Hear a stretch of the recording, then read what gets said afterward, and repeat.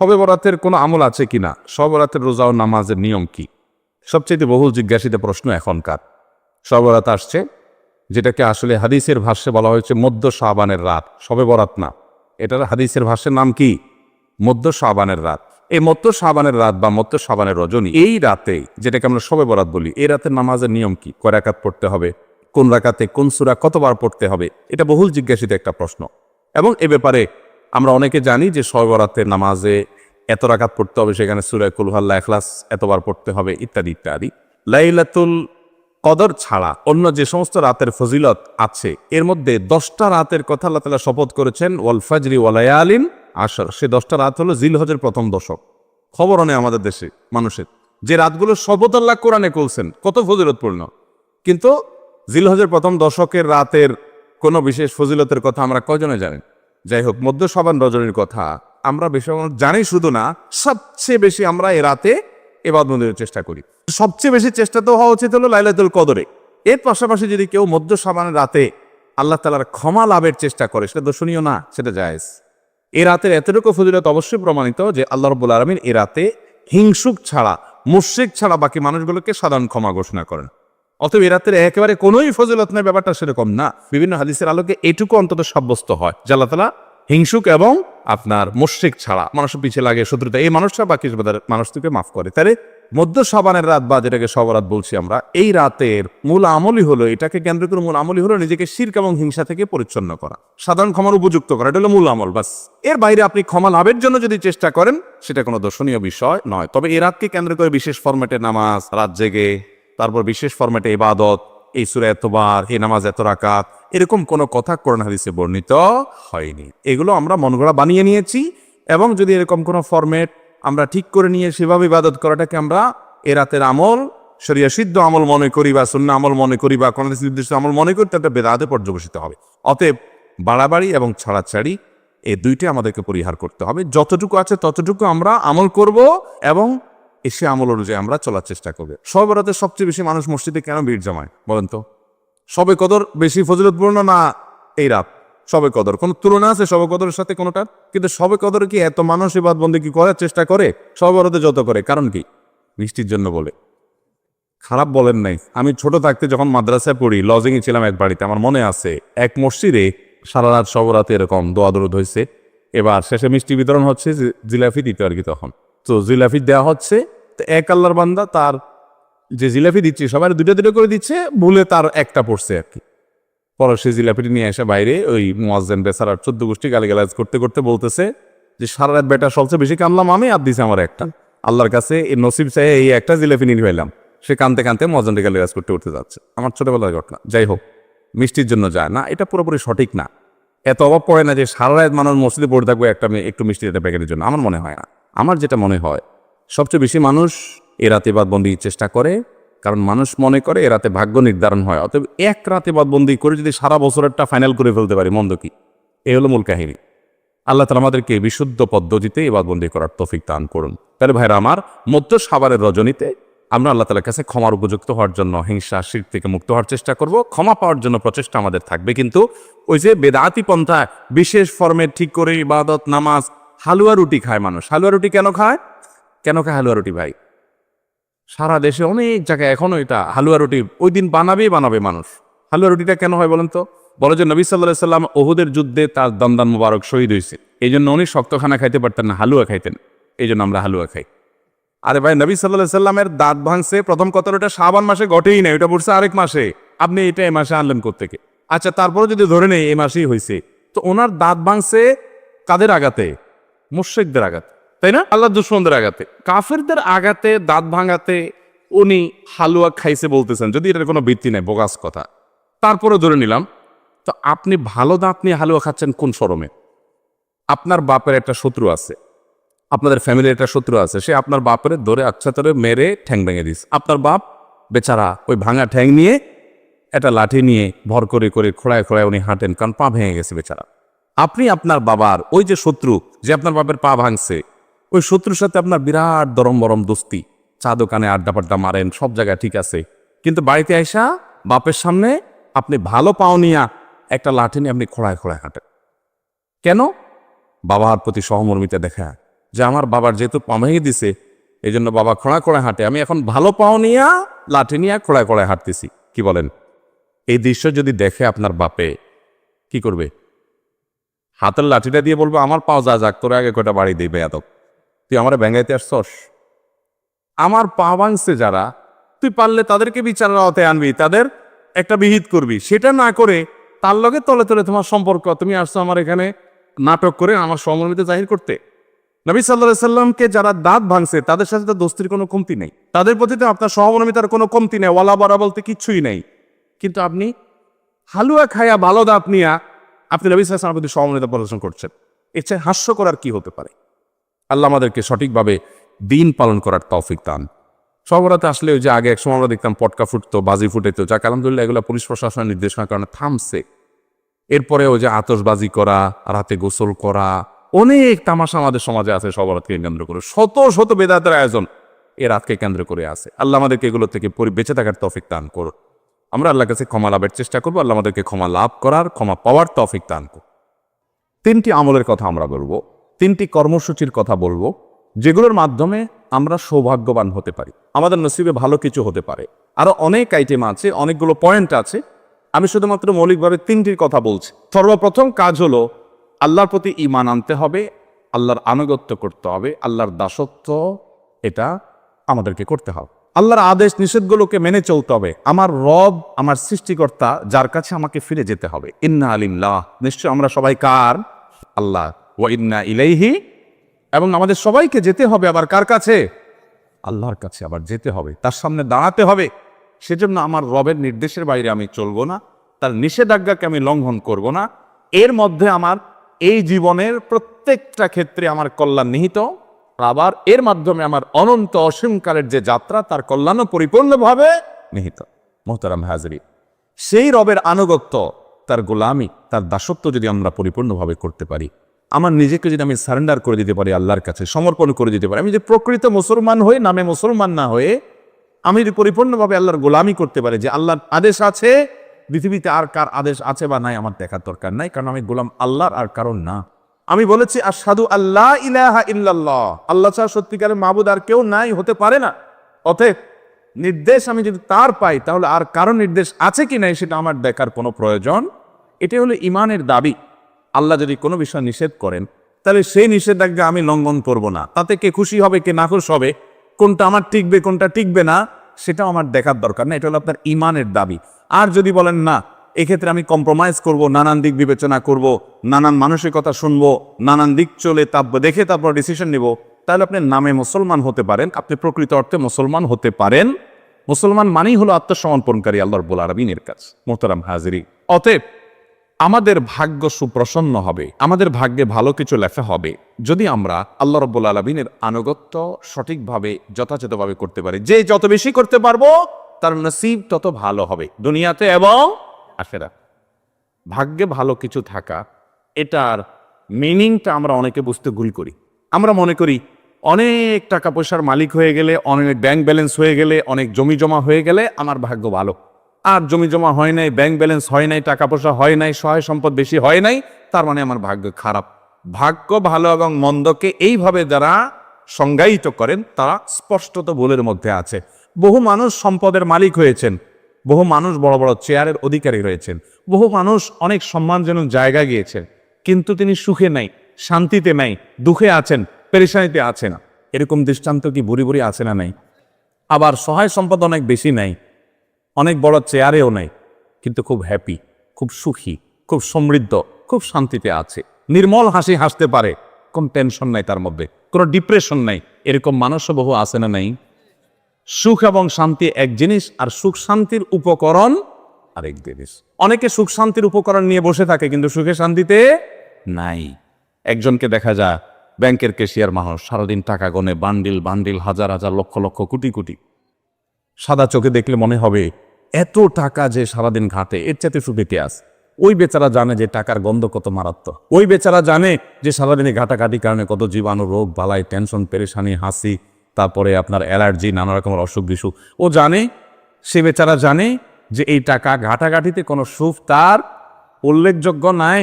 তারই আরেকজন সহকর্মী হয়তো কেশিয়ার না, টাকা হাতানের চাকরি নাই, ওই বেচারা তার চাইতে অন্তত ভালো আছে, সেটা জানে যে টাকার গন্ধ শোকা লাগে না, অ্যালার্জি হয় না, হাসি কাশি হয় না, অন্তত তার চাইতে ভালো আছে। কিন্তু সাদা চোখে দেখলে মনে হয় আরে বাবা এত টাকার ভিতরে আছে, এর চেয়ে বেশি সুখী কে আছে? ভাইরা আমার, আল্লাহ রাব্বুল আলামিন আমাদেরকে সুখ, প্রকৃত সুখ কোন পথে সেটি বোঝার তৌফিক দান করুন। যাই হোক, তো বলছিলাম ভাগ্য সুপ্রসন্ন হওয়ার জন্য প্রথম আমল হলো আল্লাহ রাব্বুল আলামিনের দাসত্ব করা, আল্লাহর গোলামি করা। যে যতটা করবে আল্লাহ তাকে তখন সুখী করবে। এটা আমার কথা নয়, কোরআনের ওয়াদা। আল্লাহ বলছেন ওয়ালাউ আন্না আহলাল কুরা আমানু ওয়াত্তাকাউ, জনপদের লোকেরা যদি ঈমান আনে এবং তাকওয়া অবলম্বন করে। তাকওয়া কি ভাই? তাকওয়া হলো আল্লাহ যা নিষেধ করেছেন সেটা থেকে আল্লাহর ভয়ে বেঁচে থাকা, আল্লাহর যা আদেশ করেছেন আল্লাহর নির্দেশের প্রতি সম্মান রেখে সেটা নির্দেশটা পালন করা, আল্লাহর আদেশগুলোকে মেনে চলা, এটাই তাকওয়া। এই তাকওয়া যদি কোনো জনপদের লোকেরা অবলম্বন করে ঈমান আনার পর, আগে ঈমান থাকতে হবে, ঈমান থাকার পর যদি এই কাজটা করে, আল্লাহ বলেছেন ওয়াদা লাফাতাহনা আলাইহিম বারাকাতিম মিনাস সামাই ওয়াল আরদ, নবমণ্ডল এবং ভূমণ্ডল থেকে বরকতের সমস্ত দুয়ার আল্লাহ তাআলা বলেছেন আমি খুলে দিব। আল্লাহ তাআলা কল্যাণ দান করবেন, আল্লাহ তাআলা সুখ দিবেন, শান্তি দিবেন আল্লাহর গোলামের মধ্যে। মুহতারাম হাজিরি, অন্য আয়াতে সূরা নাহলের 97 নম্বর আয়াতে আল্লাহ বলেছেন মান আমিলা সালিহাম মিন যাকারিন আও উনসা ওয়া হুয়া মুমিন, যদি কেউ ঈমানদার অবস্থায় আল্লাহর বিশ্বাসী বান্দা হয়ে পরিপূর্ণ ঈমানটা ঠিক রেখে আকীদা বিশুদ্ধ করে সে যদি নেক আমল করে, সে হোক নারী হোক পুরুষ, সমান অধিকারের ক্ষেত্রে হোক নারী হোক পুরুষ, যেই হোক না কেন, যদি ঈমানের পরে সৎকর্ম সম্পাদন করে, পাঁচ ওয়াক্ত সালাত আদায় করে, হালাল হারাম মেনটেন করে চলে, পর্দা মেনটেন করে চলে, আখলাক সুন্দর করে, নবী সাল্লাল্লাহু আলাইহি ওয়াসাল্লামের সুন্নাহকে মেনে চলে, একতা করে এবং হাদিসকে যদি অনুসরণ করে, আল্লাহ রাব্বুল আলামিনের ওয়াদা হলো ফালানুহজিয়ান্নাহু হায়াতান তাইয়্যিবা, তাকে দুনিয়াতে আমি পবিত্র জীবন দান করব। যদি কেউ নেক আমল করে, আল্লাহর ওয়াদা হলো আল্লাহ সুবহানাহু ওয়া তাআলা তাকে পবিত্র জীবন দান করবেন, সুখের জীবন দান করবেন। সে নির্মল পরিচ্ছন্ন ফ্রেশ জীবন উদযাপন করবে, উপভোগ করবে। ওয়ালা নাজজিয়ান্নাহুম আজরাহুম বিআহসানি মা কানু ইয়ামালুন, দুনিয়াতে যে সে আমল করেছিল এর জন্য আল্লাহ বলছেন যে আমি তাকে অবশ্যই অবশ্যই তার কর্মের সর্বোত্তম বিনিময় দান করব আখিরাতের জান্নাতের মাধ্যমে। তাহলে এই আয়াতগুলো বলছে যে আমরা যদি নেক আমল করি, ভালো কাজ করি, আমাদের ভাগ্য সুপ্রসন্ন হবে ইনশাআল্লাহ। যে শাবান মাস শুরু হয়েছে, এই শাবান মাস সম্পর্কে আমাদের বেশ কিছু জিনিস, বেশ কয়েকটি জিনিস আমাদের জানার আছে। তার প্রথম বিষয়টি হলো শাবান মাস, এই মাসটি হলো নফল রোজার জন্য শ্রেষ্ঠ এবং গুরুত্বপূর্ণ একটি মাস। এই শাবান মাসে নবী সাল্লাল্লাহু আলাইহি সাল্লামের জীবনে সবচাইতে বেশি নফল রোজা রাখতেন। সহিহ বুখারীতে আসছে এবং মুসলিমে আসছে, আম্মা জান আয়েশা রাদিয়াল্লাহু তাআলা আনহা বলেছেন মা রাআইতু রাসূলুল্লাহি সাল্লাল্লাহু আলাইহি ওয়াসাল্লাম ইসতাকমালা সিয়ামা শাহরিন কাত্তু ইল্লা রমাদান, আমি নবী সাল্লাল্লাহু আলাইহি সাল্লামকে গোটা মাসের 30 দিন পুরা রোজা রেখেছেন, এটা কখনোই দেখি নাই রমজান ছাড়া। অর্থাৎ গোটা মাস রোজা রেখেছেন, এটা শুধুমাত্র কখন হয়েছে? রমজানে হয়েছে। ওয়ামা রাআইতুহু ফি শাহরিন আকসারা মিনহু সিয়ামান ফি শাবান, আর শাবানের চাইতে বেশি নফল রোজা রাখতে অন্য কোনো মাসে আমি ওনাকে দেখি নাই। এটা কে বলেছেন? নবী সাল্লাল্লাহু আলাইহি সাল্লামের সহধর্মিনী, তার স্ত্রী, কাছে থেকে যিনি দেখেছেন সে আয়েশা রাদিয়াল্লাহু আনহা। প্রিয় ভাইয়েরা, এই হাদিস থেকে বোঝা গেল শাবান মাসে একজন মুমিনের জন্য নবী সাল্লাল্লাহু আলাইহি সাল্লামের আদর্শ, নবী সাল্লাল্লাহু আলাইহি সাল্লামের সুন্নাহ হলো বেশি বেশি কি করা? রোজা রাখা। বেশি তো দূরের কথা, আমাদের সমাজের বেশিরভাগ লোকদের অবস্থা হলো যে আমরা শাবান মাস উপলক্ষে 2-5টা রোজা রাখাও আমাদের তৌফিকে হয় না। ঠিক না ঠিক? বেশিরভাগ লোককে আপনি খোঁজ খবর নিয়ে দেখেন যে আমরা শাবান উপলক্ষে যে আমলটি নবী সাল্লাল্লাহু আলাইহি সাল্লাম এই মাসে সবচেয়ে বেশি করেছেন, সেটা বেশি তো দূরের কথা, কমটুকুও আমরা অনেক সময় করার সুযোগ পাই না। আল্লাহ তাআলা আমাদেরকে সংশোধনের তৌফিক দান করেন। প্রিয় ভাইয়েরা,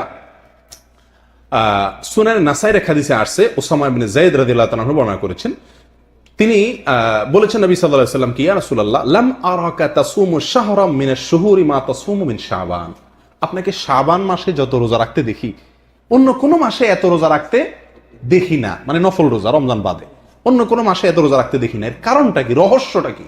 কেন আপনি শাবানে এত বেশি রোজা রাখেন? ক্বাল, নবী সাল্লাল্লাহু আলাইহি সাল্লাম বললেন যালিকা শাহরুন ইয়াগফুলুন নাসু আনহু বাইনা রাজাব ওয়া রমাদান ওয়া হুয়া শাহরুন তুরফা ফীহি আল আমাল ইলা রাব্বিল আলামিন ফাউহিব্বু আন ইউরফা আমালি ওয়া আনা সাইম। নবী সাল্লাল্লাহু আলাইহি সাল্লাম দুটি কারণ উল্লেখ করেছেন। শাবান মাসে বেশি বেশি নফল সিয়াম রাখার কয়টি কারণ উল্লেখ করা হয়েছে? দুটি কারণ উল্লেখ করা হয়েছে। নাম্বার 1, তিনি বলেন এই শাবান মাসটি এমন একটি মাস যে মাসে মানুষ গাফেল থাকে। কি থাকে ভাই? গাফেল থাকে, উদাসীন থাকে, অবহেলা করে কাটিয়ে দেয়, গুরুত্ব দেয় না আমলের ব্যাপারে এই মাসে। কেন? কারণ শাবানের আগের মাসটি হলো রজব মাস, যেটি সম্মানিত 4টি মাসের একটি। সম্মানিত মাস হওয়ার কারণে ওই মাসের মানুষ কেয়ার নেয় ইবাদতের ব্যাপারে, আমলের ব্যাপারে। আবার শাবানের পরবর্তী মাসটি আসছে যেটি, সেটি কি? রমজান মাস। এটি সকল মাসের সেরা মাস। ওই মাসে তো আলহামদুলিল্লাহ সব মুমিনরাই কম বেশ নেক আমল করার ব্যাপারে যত্নশীল থাকে, কি থাকে না? তো নবী সাল্লাল্লাহু আলাইহি ওয়াসাল্লাম বলছেন শাবান মাসটি মাঝখানে পড়ে গেছে, অর্থাৎ পরের মাসটি শ্রেষ্ঠ মাস রমজান, আর আগের মাসটি সম্মানিত 4 মাসের একটি রজব। মাঝখানে এই মাসটিতে মানুষ এক ধরনের অবহেলায় কাটিয়ে দেয়। এই জন্য নবী সাল্লাল্লাহু আলাইহি ওয়াসাল্লাম বলেন, আমি সেই জন্য এই মাসটিতে নফল রোজা বেশি করে রাখি। কেন? কারণ যেই আমলটি কেউ করে না, যার ব্যাপারে সবাই অবহেলা করে, ওই আমলটি করার গুরুত্ব একটু বেশি। একজন মানুষ, তাকে সবাই সালাম দেয়, হুজুর মানুষ, চেয়ারম্যান সাহেব, সবাই সালাম দেয়, এই লোকের সালাম দিলে সওয়াব হবে, কোনো সন্দেহ নেই। কিন্তু একটা লোক রোড ক্লিনার, গরিব মানুষ, তাকে কেউ সালাম দেয় না। এই লোকটাকে যদি আপনি গিয়ে সালাম দেন এই নিয়তে, এই উদ্দেশ্যে যে এই লোকটাকে কেউ সালাম দেয় না, আমি এখানে সালাম প্রতিষ্ঠিত করব, এখানে সালামকে আমি প্রচারিত করব, জিন্দা করব, তাহলে ইনশাআল্লাহ আপনি অতিরিক্ত সওয়াব পাবেন। ঠিক না ঠিক? একটা লোক তাকে সবাই দান করতেছে, তার অনেক হয়ে গেছে আলহামদুলিল্লাহ, আরেকজন তাকে কেউ দিচ্ছে না, আপনি খোঁজ নিয়ে সেই লোকটাকে দিলেন, সওয়াব বেশি হবে না? ঠিক তেমনি ভাবে রজবে রমজানে সবাই নেক আমল করে আলহামদুলিল্লাহ, সেই দিক থেকে ওইগুলা শ্রেষ্ঠ সম্মানিত মর্যাদাপূর্ণ মাস, সেটা ভিন্ন জিনিস, তার ওগুলোর সাথে কোনো তুলনা নাই। কিন্তু এই মাসটাতে যেহেতু সবাই গাফেল থাকে, এই জন্য এই মাসে নবী সাল্লাল্লাহু আলাইহি ওয়াসাল্লাম রমজান এই মাসে বেশি বেশি নফল রোজা রাখার চেষ্টা করতেন। কারণ সবাই যখন অবহেলা করে, ওই টাইমে তিনি গুরুত্ব দিয়ে আল্লাহ সুবহানাহু ওয়া তাআলার নৈকট্য অর্জন করার কি করতেন? চেষ্টা করতেন। অতএব প্রিয় ভাইরা, শাবান মাসটিতে নবী সাল্লাল্লাহু আলাইহি ওয়াসাল্লাম বেশি বেশি নফল রোজা রাখতেন। কেন? কারণ এই মাসে মানুষ কি করে না? ইবাদত বন্দেগীর দিকে খুব একটা মনোযোগ দেয় না। রমজানের সেমাই, চিনি, বেগুন, বেসন, ছোলা, বুট, খেজুর এগুলা কিনে নিয়ে ব্যস্ত থাকে, আমল ইবাদত খুব একটা করে না। নবী সাল্লাল্লাহু আলাইহি ওয়াসাল্লাম নফল রোজা রাখতেন। নাম্বার 2, দ্বিতীয় কারণ তিনি উল্লেখ করেছেন, ওয়াহুয়া শাহরুন তুরফাউ ফিহিল আমাল ইলাল্লাহ ইলা রাব্বিল আলামিন। এই মাসে আল্লাহর কাছে বান্দার আমল পেশ করা হয়, বান্দার আমল জমা দেওয়া হয়, বান্দার আমলনামা রিপোর্ট পেশ করা হয়। এখন আপনারা কেউ বলবেন, আমরা অনেক হাদিসে দেখছি সকাল সন্ধ্যা বান্দার আমলনামা ফেরেশতারা রিপোর্ট আল্লাহর কাছে পেশ করে। অনেক হাদিসে দেখছি বৃহস্পতিবার, সোমবারে আল্লাহ তাআলার কাছে বান্দার আমলনামা পেশ করে। আবার এখানে বলতেছে শাবান মাসে আমলনামা পেশ করে। কতবার পেশ করে? যারা কোম্পানির চাকরি করেন তারা জানেন, রিপোর্ট, কাজের রিপোর্ট সাপ্তাহিক, ডেইলি, মাসিক, বাৎসরিক বিভিন্ন ফরম্যাটে দেওয়া হয়। ঠিক না বেঠিক? ডেইলি রিপোর্ট নেয় বস, সাপ্তাহিক রিপোর্ট নেয়, মাসিক রিপোর্ট নেয়, বাৎসরিক রিপোর্ট নেয় কি নেয় না? ঠিক তেমনি ভাবে ফেরেশতারা আমাদের ডেইলি রিপোর্ট দিয়ে থাকেন সকাল সন্ধ্যা, সাপ্তাহিক রিপোর্ট দিয়ে থাকেন বৃহস্পতিবার, আবার বাৎসরিক রিপোর্ট দেওয়া হয় এই শাবান মাসে। কথা বুঝে আসছে? তো নবী সাল্লাল্লাহু আলাইহি ওয়াসাল্লাম বলেন, ফাউহিব্বু আন ইউরফা আমালি ওয়া আনা সায়েম। আমি পছন্দ করি, আমার কাছে ভালো লাগে যে আমার আমলনামা যখন, আমার রিপোর্ট যখন আমার মালিকের কাছে পেশ করা হবে, তখন আমি যদি রোজাদার অবস্থায় থাকি, তাহলে আমার রোজা অবস্থায় যদি আমার আমলনামা রিপোর্ট পেশ করা হয়, তাহলে মালিকের সুনজর আমি পাবো কি পাবো না? ভাই, আপনি কোন কোম্পানিতে কাজ করছেন, আপনার বস আসছে, আপনার মালিক আসছে হঠাৎ করে ইনভেস্টিগেশনে চেক করার জন্য, আপনি সবসময় কাজ করেন, কিন্তু যখন আসছে রিপোর্ট চেক করার জন্য ঘটনাচক্রে, তখন আপনি দেশে ফোনে এই মতো কথা বলতেছেন। ধরা খাইলেন কি খাইলেন না? মেজাজটা খারাপ লাগবে না? যে সারা বছর তো কাজ ঠিকই করলাম, আজকে বেটা আসছে চেক করতে, আর তখন আমি কথা বলতেছি। এই জন্য যে কোনো লোক চাইবে কিনা, ভালো লাগবে কিনা যে আমার বস বা মালিক যখন চেক করতে আসছে, তখন আমি হাড় ভাঙা পরিশ্রম করতেছি, ওই অবস্থায় এসে আমাকে দেখছে সে, এটা ভালো লাগবে কি লাগবে না? ঠিক তেমনি ভাবে একজন ইমানদার, তার কাছে এটা ভালো লাগবে যে শাবান মাসে আমার আমলনামা পেশ করা হচ্ছে, যেহেতু ফেরেশতারা রিপোর্ট পেশ করছেন, তাহলে এই মাসে আমি যেন কি থাকি? রোজা রাখি। নবী সাল্লাল্লাহু আলাইহি ওয়াসাল্লাম সেজন্য এই মাসে কি রাখতেন? বেশি বেশি নফল রোজা রাখতেন। তাহলে ভাইরা, নফল রোজা শাবান মাসে বেশি বেশি রাখার চেষ্টা করবো তো ইনশাআল্লাহ। বেশি বেশি রাখতে যদি না পারেন, কাজের চাপ থাকে, প্রিয় ভাইরা, অন্তত শনিবার তো ডিউটি নেই, শনিবার একটা করে রোজা রাখেন, চেষ্টা করলে সম্ভব কিনা? আল্লাহ সুবহানাহু ওয়া তাআলা আমাদের সকলকে আমলটি করার তৌফিক দান করেন। প্রিয় ভাইয়েরা, শাবান মাসের একমাত্র নবী সাল্লাল্লাহু আলাইহি ওয়াসাল্লাম থেকে প্রমাণিত বিশুদ্ধ আমল হলো এ মাসে বেশি বেশি কি করা? নফল রোজা রাখা। অথচ এই বিষয়ে আমাদের সমাজে আলোচনা নেই বললেই চলে, আমলও নাই, আলোচনাও নেই। আল্লাহ তাআলা মাফ করেন আমাদেরকে। তবে শাবানের শেষের দিকে রোজা রাখা নিষেধ আসছে হাদিসে। শেষের দিকে, কথা বুঝে আসছে? শেষের দিনগুলোতে রোজা রাখার চাইতে শুরুর দিনগুলোতে, এখন থেকে এই সময়গুলোতে রোজা রাখার গুরুত্ব অনেক বেশি। আল্লাহ তাআলা আমাদের সকলকে তৌফিক দান করেন। প্রিয় ভাইয়েরা, শাবান মাসে কেন নফল রোজা আমরা রাখবো বেশি? এর রহস্য কি? এর কারণ কি? দুটি কারণ তো উল্লেখ করলাম হাদিসের আলোকে। এর বাইরে আরো কিছু উপকারিতা, শাবান মাসের এই নফল সিয়াম রাখার কিছু উপকারিতা ওলামা ইকরাম, মুহাদ্দিসিন ইকরাম উল্লেখ করেছেন। তার একটি হলো, এটি হলো অনুশীলন। আমরা গুরুত্বপূর্ণ কোনো কাজ করার আগে একটু রিহার্সেল করি না, প্রস্তুতি নেই না, যে আমাকে মূল চূড়ান্ত পর্ব শুরু করার আগে নিজে একটু প্রস্তুতি নিয়ে নেই, যাতে চূড়ান্ত পর্বে আমার কি না হয়, অসুবিধা না হয়। ঠিক তেমনি ভাবে রমজানের একটি মাস, সিয়াম সাধনার মাস আসছে।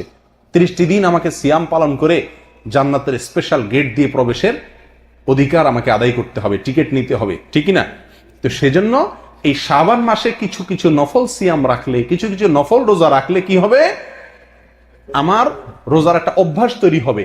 তখন রমজানে গিয়ে আমি রোজা রাখতে কি হবে? সহজ হবে, ঠিক না বেঠিক? হঠাৎ করে রমজানে রোজা রাখতে গিয়ে আমার কষ্ট হতে পারে, না রাখতে পারি। সেজন্য এই মাসে রোজা রাখলে একটা প্রস্তুতি হয়ে যায়। এটা একটা উপকারিতা শাবান মাসে নফল রোজা বেশি বেশি রাখার। আরেকটি হলো, আমরা সকলেই জানি নফল যে ফরজ যে সালাত আছে, এই ফরজ সালাত গুলার বেশিরভাগ ওয়াক্তেই আগে এবং পরে হয়, আগে অথবা পরে কোনো না কোনো জায়গাতে আমাদেরকে শরীয়ত সুন্নত কিছু সালাতের বিধান রেখেছে, ঠিক না? ফজরের আগে 2 রাকাত সুন্নত আছে কি নাই? অতিরিক্ত এটা। জোহরের আগে এবং পরে আছে কি নাই? তারপরে মাগরিবের পরে আছে কি নাই?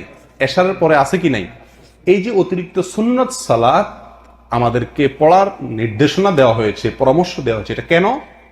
এটা হলো ফরজের পরিপূরক। ফরজের কি ভাই? ফরজকে পরিপূর্ণ করে। ফরজের ভিতরে কোনো ঘাটতি থাকলে সেটাকে কি করে? পরিপূর্ণ করে, আগে পরে নফল থাকলে। ঠিক তেমনি ভাবে অনেক মুহাদ্দিসিন ইকরাম, অনেক উলামা ইকরাম বলেন, রমজানের মূল ফরজ যে সিয়াম, তার আগে এই শাবানের কিছু নফল সিয়াম, আর তারপরে শাওয়ালের 6টা সিয়াম বা রোজা। এটা হলো আমার এই রমজানের রোজাকে পরিপূর্ণ করার জন্য অনেক বেশি সহায়ক, অনেক বেশি উপযোগী। কথা বুঝে আসছে ভাই? এটা আরেকটা কারণ। আর মূল কারণ যেটা, সেটা তো হাদিসে বর্ণিত হয়েছে, এই মাসে মানুষ উদাসীন থাকে, সেজন্য আমরা আমল করার চেষ্টা করব। এই মাসে আল্লাহ সুবহানাহু ওয়া তাআলার কাছে আমার আমলনামা পেশ করা হয়, সেজন্য আমি রোজা রাখবো, যাতে রোজা অবস্থাতে আমার আমলনামা পেশ করা হয়। ঠিক আছে ভাই? আল্লাহ তাআলা আমাদের সকলকে আমলের তৌফিক দান করেন। এই মাসের মধ্যে একটি রাত আছে, শাবানের মধ্য রজনী, শবে বরাত না ভাই? এই শবে বরাত বা মধ্য রজনী, এই রজনীতে, এই রাতে জেগে ইবাদত করা এবং এই দিনে আপনার রোজা রাখা সংক্রান্ত বেশ কিছু হাদিস বর্ণিত হয়েছে। এই হাদিসগুলোর প্রায় সবগুলো হাদিসই জয়ীফ, এর কোনোটি সহিহ নয়। তবে একটি হাদিস আছে যেটিকে আল্লামা আলবানী রাহিমাহুল্লাহ হাসান বলেছেন, অর্থাৎ ভালো, জয়ীফ না।